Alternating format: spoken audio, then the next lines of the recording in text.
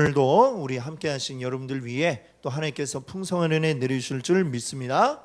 같이 한번 옆에 계신 분들과 우리 반가운 얼굴들 보시며 우리 반가운 그 마음을 한번 표현을 하죠. 활짝 웃으시면서 잘 되고 있습니다. 기대가 됩니다. 잘 되고 있습니다. 기대가 됩니다. 네, 오늘 우리 예배 중에 또 하나님께서 주실 풍성한 은혜 우리 기대가 됩니다. 오늘 여러분과 함께 나눌 말씀 제목은요, 하나님의 나라. 하나님의 나라 두 번째 시간이 되겠습니다. 제가 대학 다니던 때에 어떤 한 선배 형님과 이야기를 이렇게 나누게 되었습니다. 굉장히 좀 약간 좀 제가 이제 무슨 과 나왔는지 아시죠? 철학과 나왔는데 보면 좀 이상한 형들이 많았어요. 그래가지고 좀 약간 가까이 하기 어려운 그런 형님이 있었어요. 근데 그분과 이렇게 이야기를 나누다가 집이 어디냐 이런 얘기를 같이 나누게 되었습니다. 그랬더니 물어보니까 그 선배는 자기 집이 신사동이다 이렇게 얘기를 했어요. 그래갖고 저희 듣고 신사동이요, 좋은 동네 사시네요 이렇게 딱 얘기를 했죠. 그랬더니 그 선배가 하는 말이 아닌데 우리 동네 그렇게 별로 좋은 동네 아닌데 이렇게 얘기를 하는 거예요. 그래가지고 제가 강남 살면서 이게 좋은 동네가 아니라고 하면 굉장히 겸손하시군요 이렇게 딱 얘기를 했더니 선배가 하는 말이 뭐라고 했냐면 우리 집은 강남에 있는 신사동이 아니라 강북에 있는 은평구에 있는 신사동이야라고 이렇게 얘기를 했습니다. 그러고 보니까 강남에도 신사동이 있는데 강북에도 또 신사동이 또 있어요. 그래가지고 똑같은 신사동이지만 나는 강남에 있는 신사동 생각을 했고 그 선배는 강북에 있는 신사동 얘기를 했죠. 이름은 똑같지만 어떻습니까? 전혀 다른, 있는 곳도 다르고 사는 환경도 다른 그런 두 동네가 있었던 것이죠. 자, 오늘 지난주에 이어서 오늘도 하나님의 나라에 대해서 여러분께 말씀을 드리려고 합니다. 근데 하나님의 나라도 신사동하고 똑같아요. 성경이 말하는 하나님의 나라가 무엇을 얘기하는지 우리가 정확하게 알고 있지 못하면 강남에 있는 신사동 얘기하는데 강북에 있는 신사동 생각을 하면서 그렇구나 이렇게 우리가 생각할 수도 있다는 것이죠. 정확하게 우리가 성경에서 이야기하는 하나님의 나라가 무엇인지를 우리가 정확히 모르면 나중에 딱 가서 보니까 여기가 아니네, 이 산이 아닌갑다 이렇게 하는 그런 경우가 생겨나게 된다는 것이죠. 단순히 우리가 산을 잘못 올라갔으면 내려가서 다시 올라가면 되지만 하나님의 나라는 어때요? 잘못 가면 그걸로 끝입니다. 순간의 선택이 영혼을 좌우하게 되는 것이죠. 그래서 우리는 하나님의 나라, 우리 성경이 이야기하는 진짜 하나님의 나라가 무엇인가 우리가 정확하게 알고 그 나라를 향해 나아가지 않으면 안 된다라고 하는 것입니다. 그래서 우리가 이 하나님의 나라에 대해서 우리 여러 시간을 이야기를 하고 있는데요. 이 하나님의 나라를 우리가 간단하게 정의를 내려본다면 하나님의 나라 뭐라고 설명할 수 있을까요? 정말 간단하게 딱 얘기하면 하나님의 나라는 하나님이 다스리시는 나라가 하나님의 나라다 이렇게 이야기할 수 있습니다. 성경은 우리 예수님이 이 땅 가운데 오셨을 때 이미 우리 가운데 하나님의 나라가 임했다, 하나님의 나라가 이미 우리 가운데 왔다라고 이렇게 말씀하고 있습니다. 지난주에도 말씀드렸죠. 하나님의 나라는 우리가 죽어서 가는 먼 미래에 우리가 가게 될 그러한 곳을 이야기하는 게 아니라 지금 이 순간 하나님을 우리의 왕으로, 하나님을 우리의 아버지로 모시는 자들에게 이미 임하여 있는 나라가 하나님의 나라인 줄로 믿습니다. 아멘. 이미 우리는 지금 이곳에서 하나님의 나라를 누리고 있다는 사실을 여러분들 기억하시기 바랍니다. 그래서 오늘 함께 예배하는 이 자리, 이 시간, 이곳이 지금 어디예요? 바로 하나님의 나라, 하늘나라, 천국인 줄로 믿습니다. 아멘. 자, 그러면 이제 오늘 여러분과 함께 이야기를 나누고자 하는 것은 이렇게 예수님을 통해서 이미 우리에게 이루어진 예수님을 통해 이미 우리에게 임한 이 하나님의 나라는 과연 어떤 곳이냐라고 하는 것을 오늘 여러분께 말씀을 드리려고 합니다. 우선 예수님을 통해 이루어진 하나님의 나라는 어떤 곳이냐? 바로 치유와 회복이 있는 곳이다 라는 것을 말씀드리고자 합니다. 이 땅에 살고 있는 우리들에게 가장 큰 근심과 걱정 뭘까요? 뭐 돈도 이제 문제지만 돈보다 더 큰 문제 뭐예요? 건강. 그렇죠. 우리가 언젠가 죽을 수밖에 없다라는 것, 이게 사실은 사람에게 가장 심각한 문제 아닙니까? 여러분 잘 아시는 진시황은 어떤 사람이에요? 모든 걸 다 가진 사람이었어요. 세상 모든 것, 모든 그 넓은 중국을 통일하고 그 중국을 통일해서 자기가 왕으로 떵떵거리면서 살았던 사람이 진시황이죠. 뭐 필요한 거 있으면 가져와 이러면 다 갖다 바치는 그런 왕이었습니다. 근데 그런 진시황이 하나 얻지 못한 게 있었으니 그게 바로 뭐예요? 영원한 생명, 불로장생. 그렇죠. 불로장생을 가져다 준다는 그 명약을 가져와라 이야기를 했는데 어때요? 그렇죠. 그 구하지 못했어요. 결국 죽었죠. 결국 죽었습니다. 사람의 제일 모든 근심과 걱정의 모든 제일 깊숙한 곳에는 뭐가 있느냐? 내가 언젠가는 죽게 된다. 이게 사람을 불안하게 만들고 공포에 빠뜨리는 것입니다. 자, 그래서 사람의 모든 목표는 그 진시황 때뿐만이 아니라 지금까지도 뭐예요? 오래 사는 것, 건강하게 오래 사는 것, 어떻게 하면 우리의 수명을 더 연장할 수 있을까? 여기에 사람의 모든 연구의 초점이 이제 거기에 집중이 되어 있고, 지금도 사람들이 제일 많은 돈을 투자해서 연구하고 있는 게 뭐예요? 어떻게 하면 더 오래 살까? 어떻게 하면 사람이 안 죽을 수 있을까? 여기에 모든 이 세계에 돈이 집중되고 있다라는 사실을 우리는 잘 알고 있습니다. 자, 그래요. 그 결과로 사실 의학이 굉장히 많은 눈부신 발전을 했습니다. 예전에는 정말 죽을 수밖에 없었던 병들이 이제는 살 수 있게 되는 병으로 바뀌어진 것들이 너무나도 많이 있습니다. 옛날에 숱하게 죽어나가는 이유도 알 수 없었던 병들이 이제는 쉽게 간단히 주사 한 방으로 고쳐지는 이런 일들이 많아졌습니다. 그럼에도 불구하고 어떻습니까? 아직도 병명도 모르는 질병이 굉장히 많다는 사실이에요. 우리가 이 병은 이렇게 해가지고 생긴 병이야 라고 정의를 내리고 고칠 수 있는 질병은 모든 질병들 가운데 아주 극히 일부분에 불과하고, 대부분의 질병들은 이게 왜 이렇게 되는가 아직도 그 원인을 알 수가 없는 병들이 많고, 심지어는 이게 무슨 병이다라고 이름 붙이지 못한 병들도 아직도 더 많다라고 하는 게 오늘날 우리의 현실인 것입니다. 그래요. 아직도 너무나도 많은 사람들이 아파하고 있어요. 오늘 여기 이 자리에도 아픈 분들이 많이 있으시죠? 여기저기 안 아픈 분들이 아마 없으실 것 같습니다. 그렇죠? 그러면 여러분, 우리는 왜 이렇게 아파야 합니까? 왜 이렇게 자꾸 병에 걸릴까요? 하나님의 사람을 처음 만드실 때 에덴 동산에서는 어땠을까요? 그때는 아픈 게 있었을까요?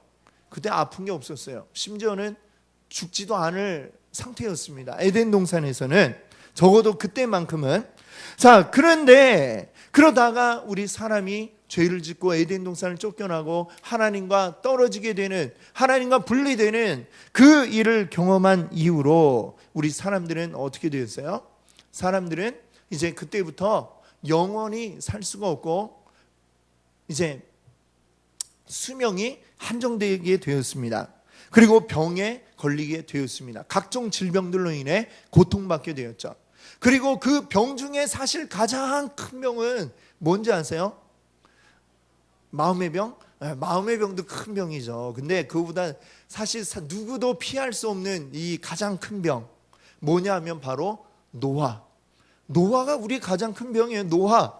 우리는 계속해서 어떻게 되고 있어요? 지금도 늙어가고 있잖아요. 우리 세포들이 늙어가고 있어요. 원래 모든 세포들은 어떻게 되느냐?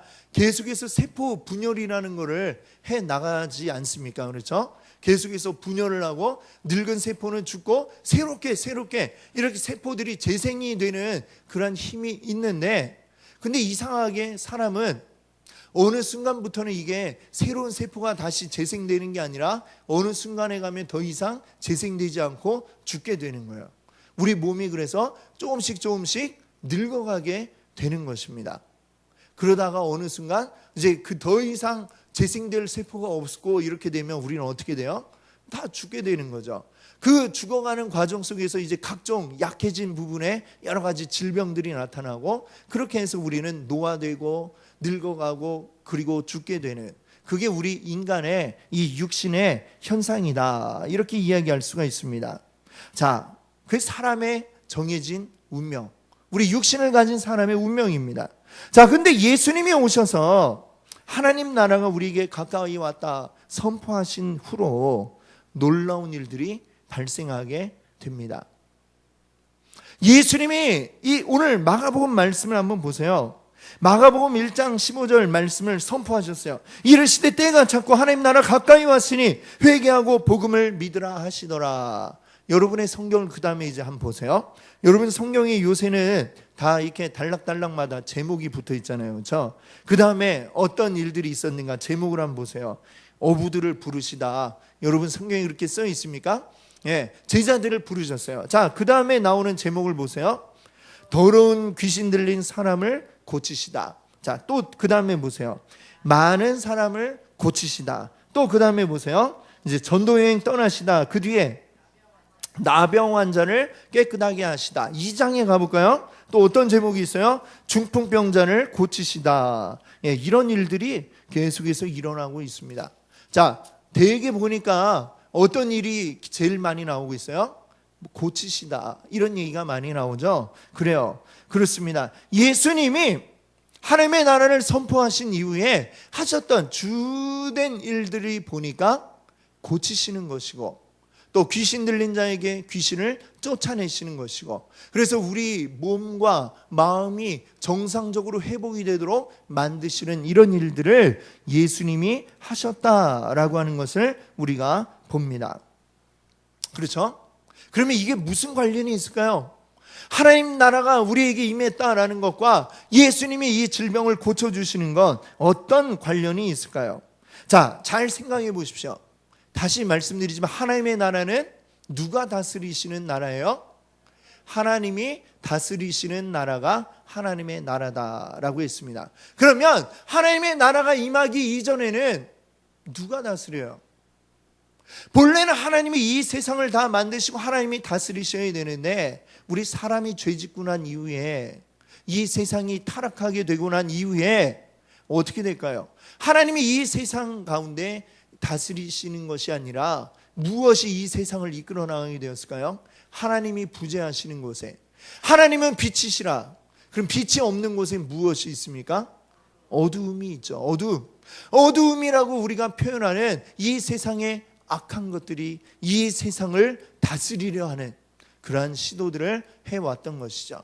이 세상의 악함과 삐뚤어진 것들이 이 세상을 다스리고 이 세상을 이끌어 나가기 시작합니다. 질병과 고통과 괴로움, 이런 것들이 바로 그러한 어두움이요 악한 것들이 되겠죠. 질병과 고통들, 이것은 곧 뭐예요? 하나님의 다스림이 없는 곳에 존재하는 것들입니다. 우리의 질병, 여러 가지 괴로움, 이런 것들은 다 하나님이 계시지 않아서 우리에게 찾아오게 된 것들이고, 이 세상의 악함이, 이 세상의 사탄은 하나님이 계시지 않는 그 틈을 타가지고 이 세상 가운데서 왕노릇을 하기 위해 수많은 사람들에게 질병을 가져다 주고 수많은 이들에게 고통을 안겨다 주고 있다는 것이죠. 죄가 지배하고 악이 다스리는 이 땅에, 사탄이 왕노릇하는 이 땅에 예수 그리스도께서 오신 것이에요. 그리고 이 땅 가운데서 선포하셨습니다. 하나님의 나라가 가까이 왔다라고 선포를 하셨어요. 이 땅 가운데 하나님의 나라가 어떻게 돼요? 침노에 오는 것이죠. 어두움을 물리칠 수 있는 것은 무엇입니까? 빛이죠. 빛이 나타나면 어두움은 버티고 있을 수가 없습니다. 어두움은 물러날 수밖에 없는 것이죠. 자, 그래서 예수님이 가시는 곳마다 놀라운 일들이 벌어지게 되는 것입니다. 예수님이 오심으로 하나님의 나라가 이 땅 가운데 이루어졌고 하나님의 빛이 비추게 되니까 어두움이 사라지고 어두움이 물러나는 이런 일들이 발생한 것이죠. 그래서 이 귀신들은 쫓겨나고 그리고 병든 자들은 치유되는 이런 놀라운 일들이 예수님이 하나님 나라를 선포하시자마자 그 놀라운 일들이 막 곳곳에서 벌어지기 시작을 한 것입니다. 예수님이 이 선포하시고 제자들을 부르신 다음에 조금 가니까 귀신 들린 사람이 나타났어요. 그에게 명령하시니 귀신이 쫓겨나고 그 귀신에 억눌려 있던 자가 해방이 되고 자유한 자가 되고 정상적인 사람으로 돌아오게 되었습니다. 그 소문을 듣자 많은 사람들이 또 몰려왔어요. 병든 자, 귀신 들린 자 예수님께로 쫓아오고 그곳에서 예수님은 하나님 나라를 선포하시고 그 병든 자들을 고치시고 회복시키시는 이런 놀라운 일들을 하셨다라는 것을 오늘 이 말씀을 통해 봅니다. 자, 그런데 말입니다. 그런데 여러분, 예수님이 이 땅 가운데 오셔서 하나님 나라를 이렇게 선포하시고 많은 병자들을 고치셨는데, 그런데 지금 우리는 왜 아픈가요? 나는 왜 병에 걸려 있죠? 나는 왜 아프죠? 몸이 아프고 쑤시고 아이고 허리야, 아이고 심장이야, 아이고 배야. 왜 이런 일들이 우리에게 벌어지고 있느냐라고 하는 것입니다. 오늘 지금 우리 가운데도 아프신 분들, 병들어 있는 분들이 계십니다. 하나님의 백성이 되었고 하나님 나라가 우리 안에 이루어졌고 그것을 믿고 하나님 자녀로 살아가는데 왜 나는 병에 걸려 있습니까? 왜 믿음으로 기도했는데 왜 낫지 않습니까? 이런 의문이 들지 않습니까? 왜 우리는 여전히 병 때문에 고통받고 그리고 병 때문에 죽어야 하느냐, 이 질문을 하게 되는 것이죠. 자, 여러분, 우리가 기억해야 할 것이 있습니다. 하나님의 나라가 우리 가운데 이루어졌지만 이루어진 하나님의 나라는 아직 완전하지 않다라고 하는 것이죠. 여전히 우리는 어디에 둘러싸여 있어요? 이 세상 가운데 둘러싸여 있는 것입니다. 우리는 여전히 이 세상 가운데 살아가고 있고 세상으로부터 많은 영향을 받고 있고 우리 육신은 여전히 이 세상의 그 악의 영향을 받는 이 육신을 가진 채 살아가고 있는 것입니다. 그렇기 때문에 우리에겐 여전히 질병이 찾아오고 질병으로 인하여 고통받고 죄로 인하여 여전히 유혹받는 그런 가운데 우리는 살아가고 있는 것이죠. 그렇기 때문에 우리에게 지금 이루어지는 이 하나님 나라의 치유라고 하는 것은 완전하지 않습니다. 하나님 나라의 치유가 우리 가운데 이루어지기도 합니다. 우리가 열심히 믿음으로 간구하고 기도할 때에 병든 자의 병이 낫기도 하고 고쳐지는 일들도 벌어집니다. 그러나 늘 그런 것만은 아니에요. 믿음으로 기도했는데 열심히 믿는 자가 그 병 때문에 죽는 경우들을 또 우리가 보지 않습니까? 큰 믿음 가지고 기도했던 목사님인데 왜 죽습니까? 만약에 우리가 기도해서 다 낫는다고 하면 죽을 사람이 우리 가운데 아무도 없어야죠. 그렇죠? 그러나 우리는 여전히 죽음을 맞이하게 된다라고 하는 것입니다. 그 이유는 주님이 이 땅 가운데 오셨지만 그리고 선포하셨지만 주님은 지금 이곳에 계시지 않죠. 물론 성령님이 우리와 함께하고 계시지만 주님은 지금 하나님 보좌 우편에서 무엇을 준비하고 계세요? 하나님의 나라가 완전하게 이루어질 그 날을 위하여 준비하고 계시고 그 때가 차면 다시 오셔서 하나님의 나라를 완전하게 이루실 것입니다. 그러나 그 날이 오기까지는 여전히 우리는 이 세상의 영향 가운데 살아가고 여전히 우리는 병으로 인하여 고통받는 그런 일들이 우리에게 있다라는 사실을 또한 잊지 않아야 되겠습니다. 아직은 완전하게 하나님의 나라가 이루어진 것이 아니기 때문인 것이죠. 우리에게는 한계가 있습니다. 한계가 있기 때문에 우리는 장차 주님이 오실 것을 기다리는 것이죠. 만약에 주님 오지 않아도 다 해결이 되면 우리가 기다릴 이유가 무엇이 있겠습니까? 그러나 이 땅에 하나님 나라 이루어졌어도 완전하지 않기 때문에 우리는 여전히 주님 다시 오시기를 기다리는 것이고, 그 날을 소망하는 것이고, 그 날을 바라보며 우리 힘껏 살아가야 하는 것입니다. 여전히 우리 주변에 수많은 악이 남아있고, 그리고 수많은 질병들이 우리를 고통스럽게 하지만, 그러나 또 우리가 기도할 때에 그 병이 낫기도 하는, 여전히 그런 일들은 분명히 이루어지고 있다는 사실을 여러분들 믿으시기 바랍니다.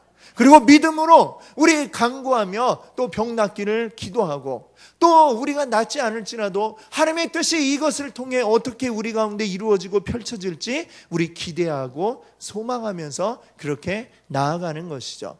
그 날을, 주님 다시 이루실 그 날을 우리 기대하며 소망하며 나아가는 게 지금 현재 이 세상 가운데 하나님의 나라를 이루며 살아가는 우리들이 해야 할 일인 줄로 믿습니다. 아멘. 그리고 우리가 이렇게 기도할 때 주님은 또 우리에게 힘을 주시고 모든 질병들 가운데 넘어지지 않고 끝까지 소망하며 이겨낼 수 있는 힘을 우리에게 더하여 주실 줄 믿습니다. 아멘. 자, 그러면 이렇게 우리 예수님을 통해 이루어진 하나님의 나라에는 어떤 자들이 갈 수 있느냐, 하나님 나라에 갈 수 있는 자의 자격이 무엇이냐라고 하는 것이죠. 어떤 자격이 필요할까요? 저처럼 얼굴이 그 다음에 아시죠? 잘생겨야 되느냐 아니면 공부를 잘해서 시험 봐갖고 하나님 나라에 갈 수 있느냐, 아니면 돈을 많이 벌어서 많이 내면 갈 수 있느냐, 그런 조건들과는 아무런 상관이 없다는 것을 우리가 알 수 있습니다. 하나님의 나라를 선포하신 후에 예수님이 바로 하셨던 일이 뭐예요? 예수님 제자들을 부르시고 삼으셨어요. 베드로와 안드레 형제를 부르시고 그 다음에 야고보와 요한 형제를 부르셨습니다. 놀라운 것은 이들의 직업이 무엇이었을까요? 뭐죠? 어부. 물에 나가서 물고기를 잡는 이 어부의 일을 직업으로 삼는 사람이었습니다. 여러분, 우리가 이렇게 직업에 귀천이 없지만 우리가 생각할 때 이 어부라는 직업은 좀 이렇게 편한 직업이에요? 아니면 좀 힘든 직업이에요? 힘들죠.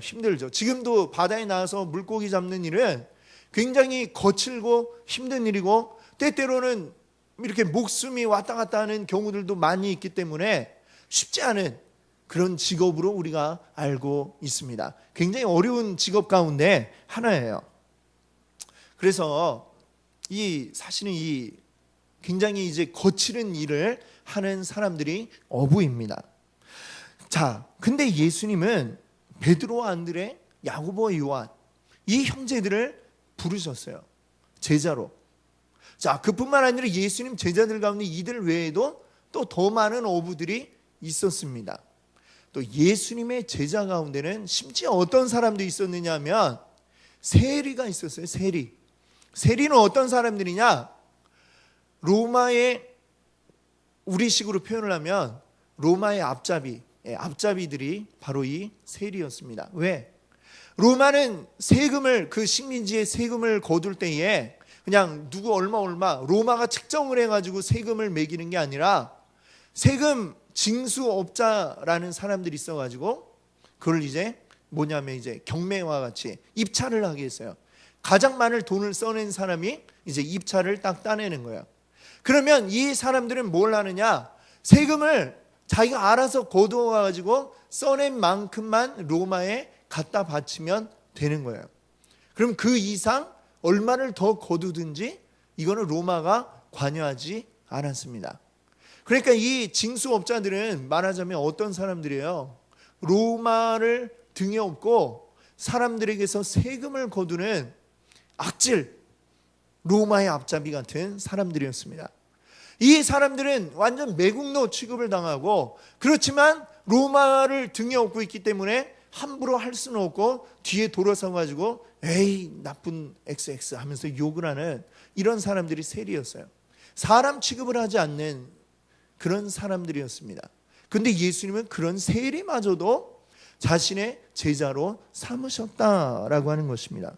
평범하다 못해 평범 이하, 아주 나쁜 놈까지 예수님은 제자로 삼으시는 놀라운 모습을 우리에게 보여주셨습니다. 자, 이게 무엇을 의미할까요? 사람의 기준에 따라서 하나님 나라에 들어가는 것이 아니다라고 하는 것입니다. 사람들이 보기에는 나쁜 사람, 아주 정말 돌에 맞아 죽어도 싼 그런 자라고 할지라도 주님이 그들을 하나님 나라로 인도하시면 하나님 나라의 백성이 될 수 있었던 것입니다. 여러분, 지난번에 말씀드릴 때 하나님이 이스라엘 민족을 택하신 것은 결코 이스라엘이 잘나서 뭔가 택할 만한 이유가 있어서 택하신 게 아니었다라고 말씀을 드렸습니다. 요즘에 이스라엘이 어때요? 굉장히 힘이 있고 강력한 나라 가운데 하나로 우리가 기억을 하고 있습니다. 그러나 하나님께서 이 이스라엘을 부르실 때 이스라엘은 전혀 내세울 게 하나 없는 이집트의 노예 생활을 하는, 피라미드 짓는데 돌이나 나르고 성을 짓는데 이 돌 쌓고 이런 일을 하는 아주 천한 민족이었다라고 하는 것입니다. 이 세상 가운데 누구 하나 죽어도 신경 쓰지 않는 노예 민족들, 바로 그 이스라엘을 하나님이 부르셔서 너희가 내 백성이다, 너희가 내 자녀들이다 라고 이렇게 받아주셨다는 거예요. 아무도 신경 쓰지 않는 노예 민족을 말이죠. 이게 무엇을 의미합니까? 하나님 나라는 바로 이런 것입니다. 사람 보기에 뭔가가 있어야, 사람 보기에 뭔가 대단한 뭔가 있어야 그래야 하나님의 나라를 가는 것이 아니라 하나님이 택해 주시면 우리가 갈 수 있다는 것입니다. 우리가 산에 깊숙하게 들어가가지고 몇십 년을 수련을 하고 몇십 년을 눕지도 않고 수양을 하고 이래야, 무릎에 사리가 나올 정도의 어떤 수련을 해야 우리가 하나님께로 갈 수 있는 게 아니다라고 하는 것입니다. 하나님께로 가는 것은 그런 모든 것들이 필요가 없고 오직 하나님의 은혜로만, 하나님이 우리를 택해 주신 그 은혜로만 우리가 하나님의 백성이 될 수 있었다는 것입니다. 여러분, 이 마가복음에 조금 뒤로 넘겨보시면 마가복음 3장에 33절과 33절부터 35절 말씀 한번 보십시오. 우리 한 절씩 읽고 35절은 같이 읽어볼게요. 대답하시되 누가 내 어머니이며 동생들이냐 하시고,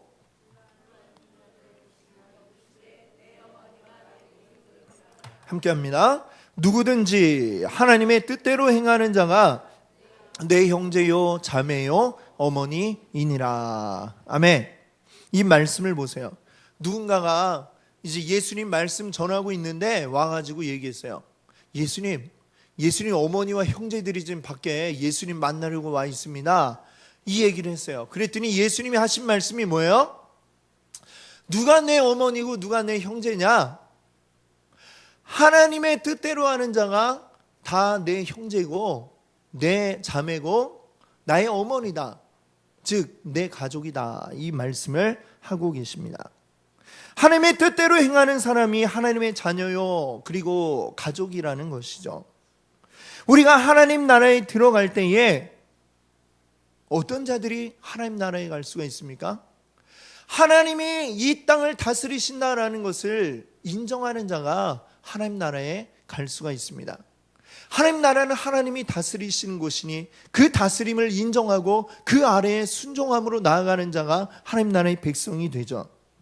하나님은 우리를 부르실 때에 우리와 특별한 관계를 맺기 원하십니다. 어떤 왕과 백성 그 정도의 관계를 넘어서 더 특별한 관계, 어떤 관계요? 예수님 말씀하신 것처럼 하나의 가족이 되기를 원하고 계십니다. 그래서 우리를 백성을 넘어서 우리를 자녀 삼아 주셨다는 것입니다.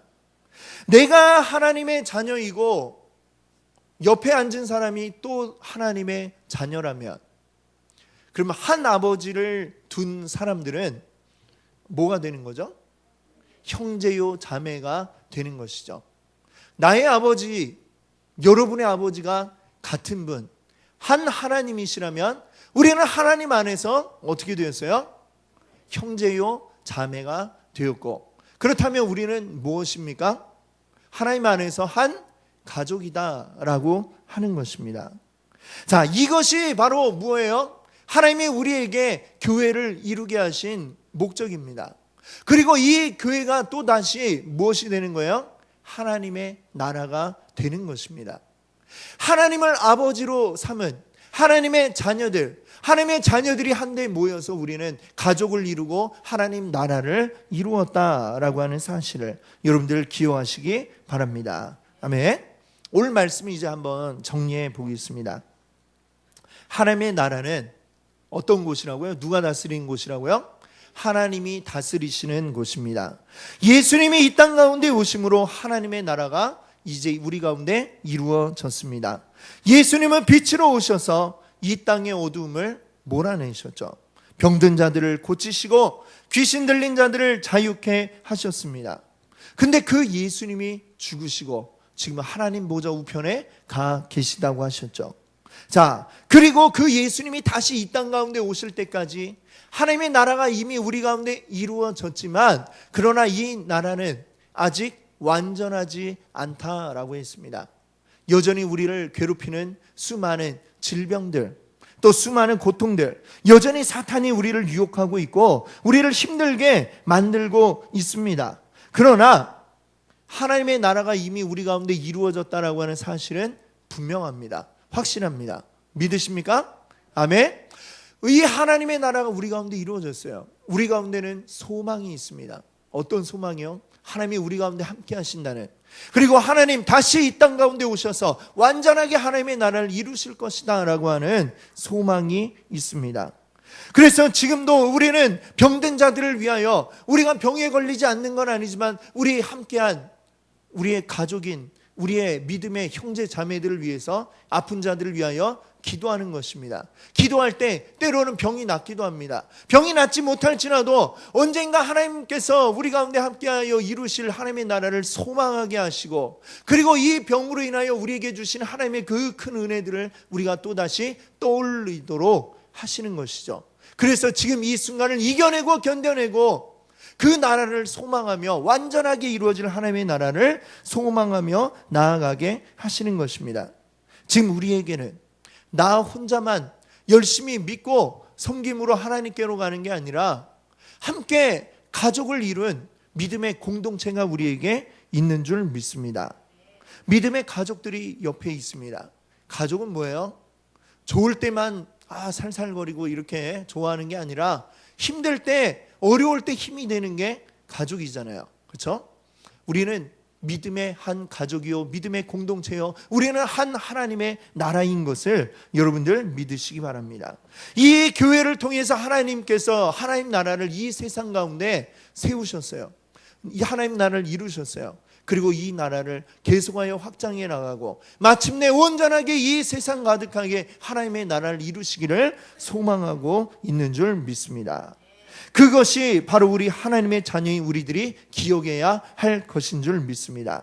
우리에게 이미 이루신 하나님의 나라를 이루며 그것을 누리며 살아가고 장차 완전하게 이루실 하나님의 나라를 소망하며 나아가는 게 바로 우리들의 성도들의 삶인 줄 믿습니다. 우리 안에 이루신 하나님의 나라 완전하게 누리며 사시는 여러분 되시기 바랍니다. 또 장차 이루실 완전한 하나님의 나라 소망하며 이겨내시고 견디시고 승리하시는 여러분들 되시기 바랍니다. 함께 기도하겠습니다.